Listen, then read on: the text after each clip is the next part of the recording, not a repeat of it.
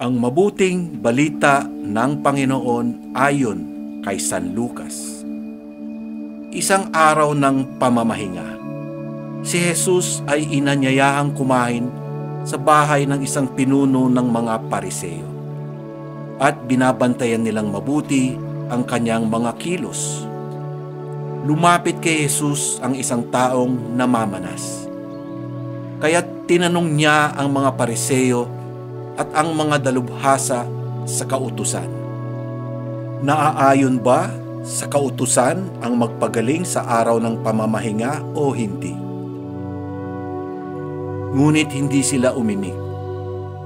Kaya hinawakan ni Jesus ang may sakit, pinagaling saka pinayaon.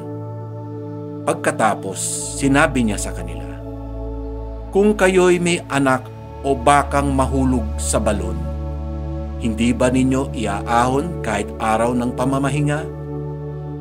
At hindi sila nakasagot sa tanong na ito. Ang mabuting balita ng Panginoon. Pinupuri ka namin, Panginoong Hesukristo. Naaayon ba sa kautusan ang magpagaling sa araw ng pamamahinga o hindi?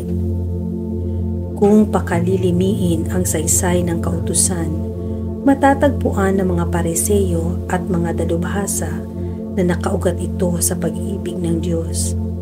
Kaya pwedeng basahin ang katanungan ni Kristo ng ganito: tumitigil ba ang Diyos sa kanyang pagmamahal sa sangkatauhan sa araw ng pamamahinga? At dahil ang Diyos ay pag-ibig, nawawala ba ang pagka-Diyos ng Diyos sa araw ng pamamahinga?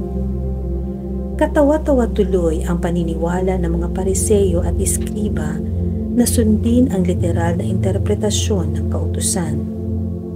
Nalantad ang kahibangan at kawalang kabuluhan ng literal nilang interpretasyon sa kautusan. Kung nadedesisyonan nilang di sila saklaw ng kautusan kapag nanganganib ang buhay ng kanilang anak o ng alagang baka, bakit naman di nila nakikita ang parehong sitwasyon sa pagpapagaling ni Kristo sa mga may sakit sa araw ng pamamahinga? Ipinagkaloob ang kautusan bilang tulak at pahayag ng pag-ibig.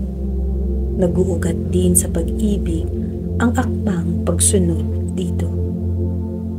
Sa loob ng isang araw, marami tayong ginagawang desisyon. Pumipili tayo sa mga iba't ibang pwedeng patunguhan. Makatulong nawa ang pamantayang ito. Anong daan ang nagbibigay buhay? Ano ang naghahatid ng pagmamahal?